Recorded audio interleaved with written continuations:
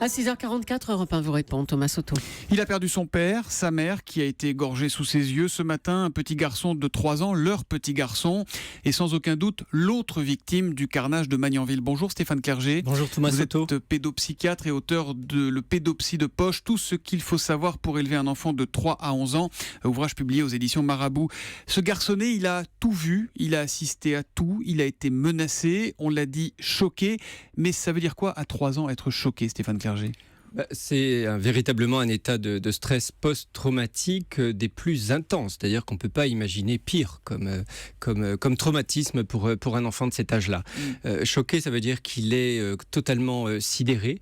Il est même possible qu'il soit dans une forme de mutisme et il est dans un état de frayeur tel qu'il va falloir du temps pour le rassurer. C'est-à-dire qu'il s'est effectivement à la fois senti menacé lui-même. Et ça, on le comprend à 3 ans ?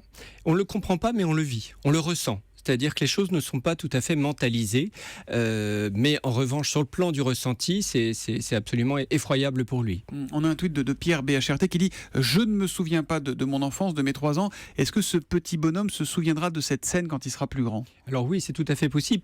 Le principe de l'état de stress post-traumatique, c'est justement la répétition du souvenir qui est totalement envahissant et qui va l'empêcher, j'allais dire, de vivre au quotidien en l'absence de prise en charge et qui va même altérer son développement. Ces états-là sont plus graves chez les enfants que chez les adultes, même s'ils sont mal connus chez l'enfant, parce que ça touche un être en développement.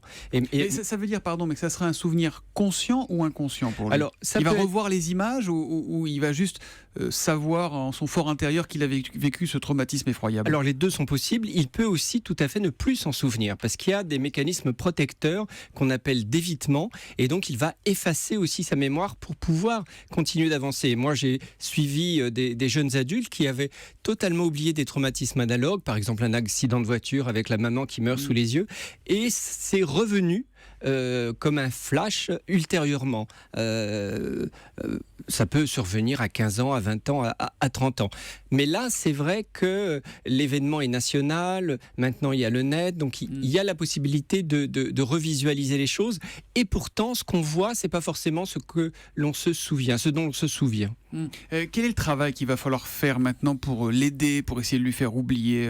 D'ailleurs, faut-il essayer de lui faire oublier ou pas ? Non, c'est plus complexe que l'aider à oublier. La prise en charge va être intense, elle va être longue, elle va être évidemment doublée d'une adoption. Cet enfant doit évidemment être adopté par des gens de sa famille. Il va avoir besoin de retrouver une stabilité affective, on imagine ? Oui, tout à fait. Et c'est important que les personnes qui vont le prendre en charge, qui vont être ses nouveaux parents, j'allais dire, puissent assurer une continuité affective. Par exemple, des gens sans doute pas trop âgés.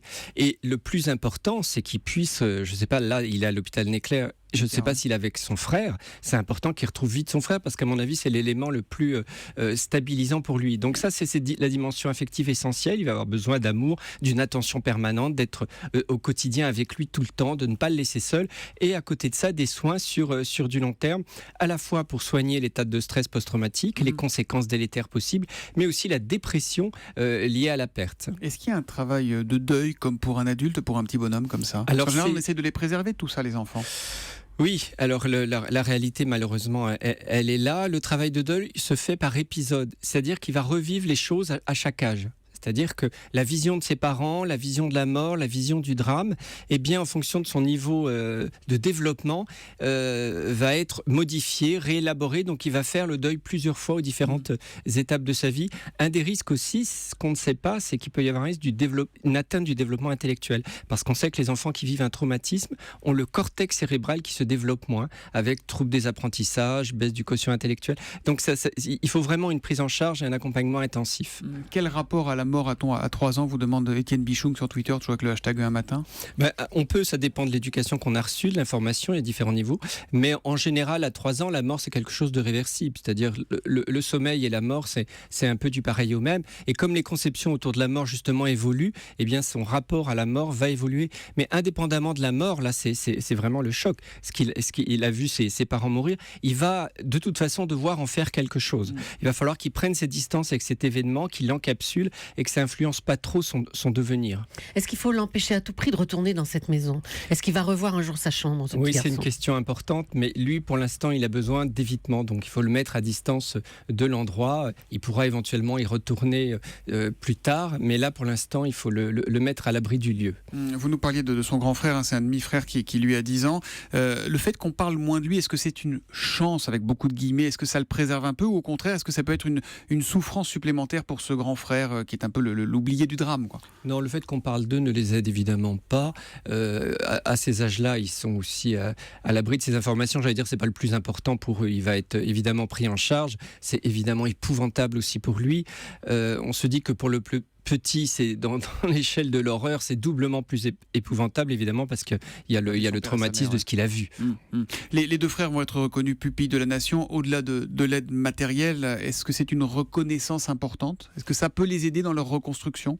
Oui, sans doute qu'il y a une dimension symbolique de se sentir comme ça protégé. Et puis c'est vrai qu'il va se construire des images parentales où ses parents vont apparaître comme des héros. Et c'est vrai qu'en plus, indépendamment du fait qu'il soit victime, on sait que le père a une conduite héroïque. Dernière question, est-ce qu'il faut que les enseignants, éternelle question, en parlent dans les écoles, y compris aux tout-petits?